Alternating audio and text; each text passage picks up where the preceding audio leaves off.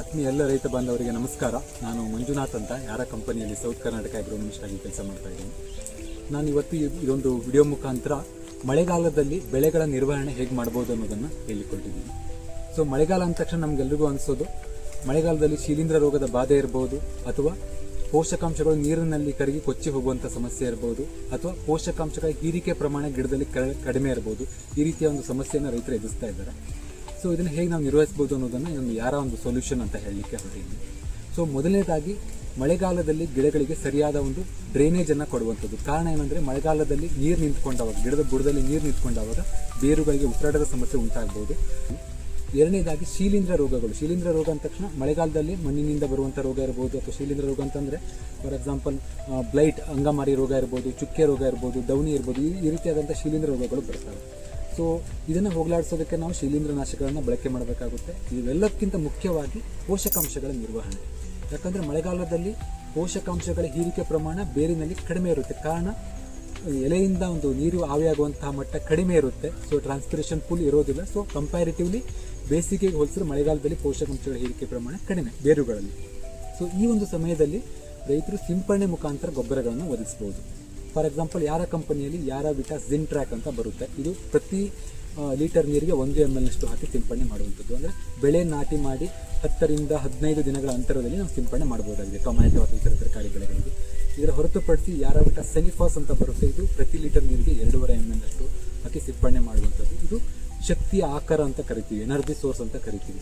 ಇದು ಗಿಡವನ್ನು ನಾಟಿ ಮಾಡಿ 20 ರಿಂದ 25 ದಿನಗಳ ಅಂತರದಲ್ಲಿ ಕೊಟ್ಟಲ್ಲಿ ಏನಾಗುತ್ತೆ, ಸಿಂಪರಣೆ ಮುಖಾಂತರ ಕೊಟ್ಟಲ್ಲಿ ಗಿಡಗಳ ಬೆಳವಣಿಗೆ, ರೆಂಬೆ ಕೊಂಬೆಗಳು ಇರ್ಬೋದು, ಅಥವಾ ಇತರ ಬೆಳವಣಿಗೆ ಇರ್ಬೋದು, ಅಥವಾ ಹೆಲ್ತಿ ಅಂತ ಕರಿತೀವಿ, ಆರೋಗ್ಯಯುತವಾದಂತಹ ಬೆಳೆಗಳನ್ನು ಪಡೆಯೋದಕ್ಕೆ ಸಹಕಾರಿಯಾಗಿದೆ. ಇದರ ಹೊರತಾಗಿ ಇನ್ನೊಂದು ಯಾರಾವಿಟ ಸ್ಟಾಪ್ ಇಟ್ ಅಂತ ಬರುತ್ತೆ, ಕ್ಯಾಲ್ಸಿಯಂ ಗೊಬ್ಬರ. ಇದರಲ್ಲಿ ರೈತರು ಮಳೆಗಾಲದಲ್ಲಿ CN ಗೊಬ್ಬರವನ್ನು ಮಣ್ಣಿನ ಮುಖಾಂತರ ಅಥವಾ ಡ್ರಿಪ್ ಮುಖಾಂತರ ಕೊಡೋದಿಲ್ಲ. ಕಾರಣ ಶೀತ ಉಂಟಾಗುತ್ತೆ ಅಂತ ಹೇಳ್ತಾರೆ.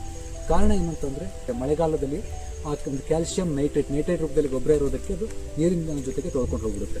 ಇದನ್ನು ತಪ್ಪಿಸೋದಕ್ಕೆ ಯಾರ ಕಂಪನಿಯಲ್ಲಿರುವಂಥ ಯಾರಾವಿಟ ಸ್ಟಾಪ್ ಇಟ್ ಏನಿದೆ, ಇದು ಸಿಂಪರಣೆ ಮುಖಾಂತರ 2.5 ml ಹಾಕಿ ಸಿಂಪರಣೆ ಮಾಡುವಂಥದ್ದು.